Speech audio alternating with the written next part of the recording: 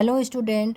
आज मैं आपको बीए द्वितीय सेमेस्टर जो एग्जामिनेशन हुआ था 2022 का हिंदी पेपर माइनर, ध्यान दीजिएगा, माइनर जो हिंदी पेपर है वो बीए, बीएससी, बीकॉम किसी भी फैकल्टी अर्थात किसी भी संकाय का बच्चा जो है वो हिंदी माइनर पढ़ सकता है। तो आज मैं आपको उस कुछ प्रश्नों के उत्तर लेकर आई हूँ जो आपका जो 75 अंकों का था और OMR सीट के आधार पर हुआ था।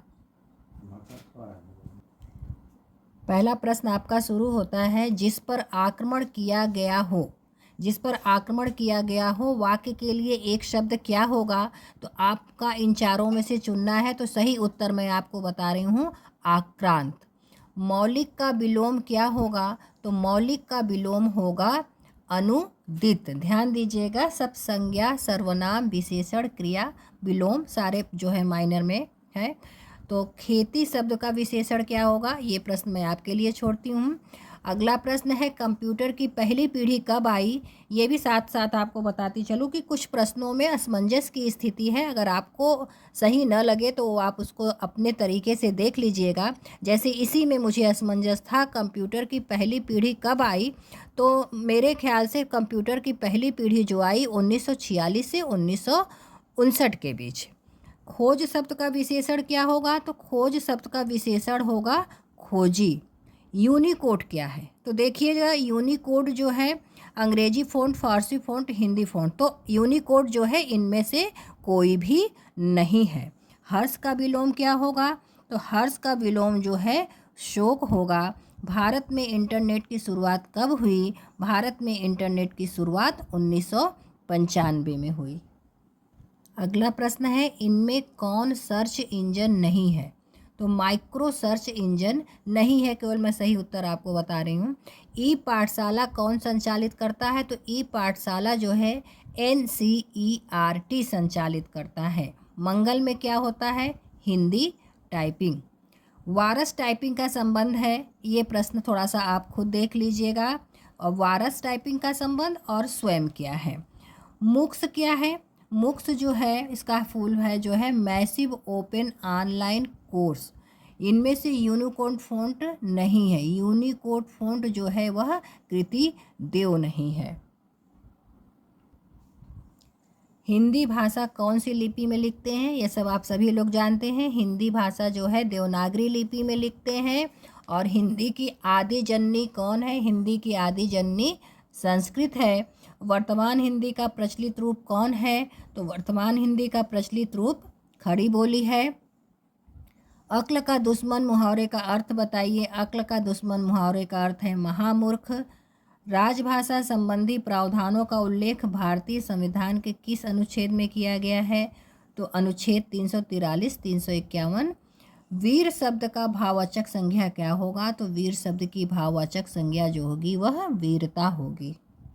अगला प्रश्न है, काला घोड़ा तेज दौड़ता है में क्रिया विशेषण होगा तेज। काला घोड़ा तेज दौड़ता है में क्रिया विशेषण होगा तेज। तत्सम शब्द का चयन कीजिए। तो तत्सम शब्द, ये सारे तद्भव हैं आपके, सूरज, कपूत और कुआं। तो तत्सम शब्द जो है वह स्वर्ण है। निर्गुण शब्द में कौन सी संधि है। तो निर्गुण शब्द में विसर्ग संधि है।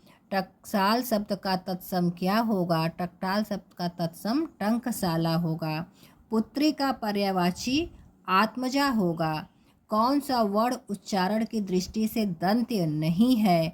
तो देखिएगा, त न द ये दंत्य है और इसमें जो है ट जो है वह दंत्य नहीं है।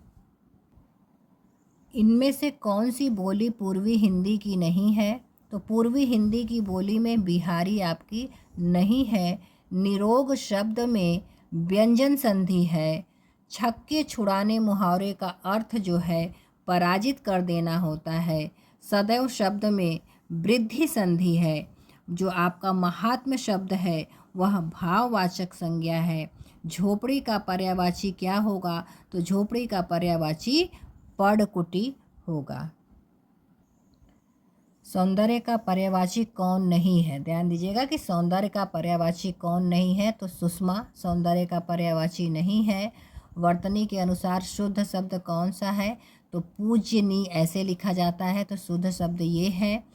इनमें से कौन तद्भव शब्द है? कृषक, कपाट, कुंभकार, केला। तो केला जो है वो तद्भव शब्द है।